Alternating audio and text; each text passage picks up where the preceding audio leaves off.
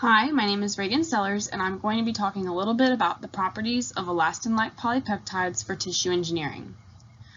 Elastin-like polypeptides are also known as ELPs, and they are crucial to the development of biomedical material design. They are crucial in this field because of their biocompatibility, non-immunogenicity, and biodegradability, but also their ability to self-assemble. ELP can be tailored depending on the type of mechanical properties you need it to show, depending on its application. So they're extremely adaptable and they pose quick responses to environmental changes within the body or outside of the body. These factors include temperature and pH. A key focus of my study is going to be the aggregation of ELP at many different temperatures in order to find that key transition temperature that will be crucial for the peak performance of ELP within the body in tissue engineering. The ELP displays a very strong resemblance to the ECM, both mechanically and chemically, which makes it a very strong contestant for biomedical applications such as cancers, cardiovascular diseases, pregnancies, infectious diseases, gene delivery, and so much more. The long-term objectives for this research is to not only limit it to drug delivery and tissue regeneration, but cell sheet engineering and so much more. The purpose of my research, personally, was to just create a strong foothold of information in order to discover key characteristics that will affect the ELP aggregation. I'm going to begin by talking about the derivation and components of ELP. As you can see in the image in the top right of the research information section, ELP is composed of valine, proline, glycine, and one additional amino acid, and it can be any amino acid other than proline. The sequence is VPG. X denotes that mystery amino acid, and then a G. You can see it in the figure of how it is arranged.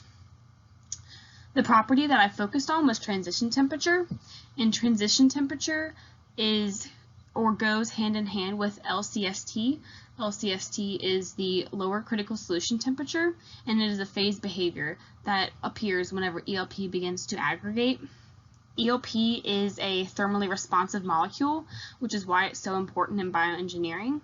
In order to describe this LCST behavior, above the key transition temperature, the polymer will remain relatively linear.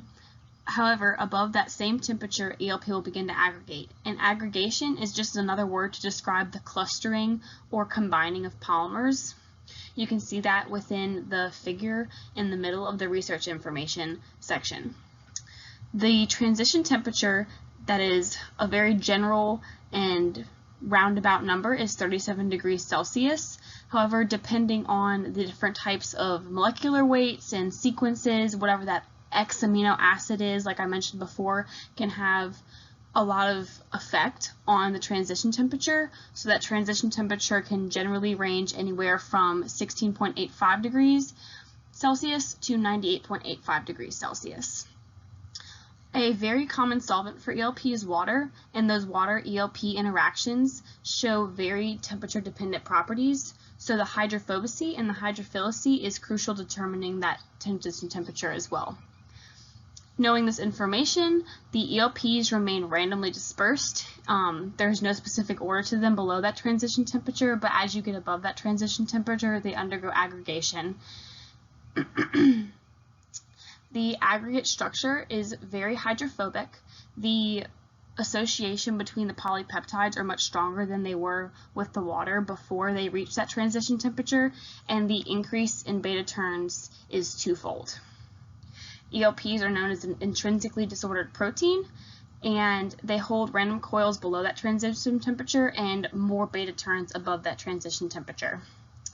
Finally, I want to talk about the stability of a single ELP molecule versus an aggregated ELP molecule. Below transition temperatures, the stability of a single ELP molecule is much greater than one that would be aggregated. However, the aggregate is much more stable above the transition temperature. In conclusion, peptide-peptide and peptide-water interactions can have a great effect on transition temperature. The transition temperature can generally sit around 37 degrees Celsius, but can vary depending on the amino acid structure, the environment, and the conformation of that molecule. The stability can also be affected by the ELP molecule or the aggregation of the ELP molecule.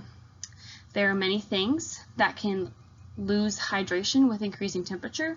They can increase hydrophobicity as temperature increases, and this can cause the aggregation of ELP chains above the transition temperature. Thank you.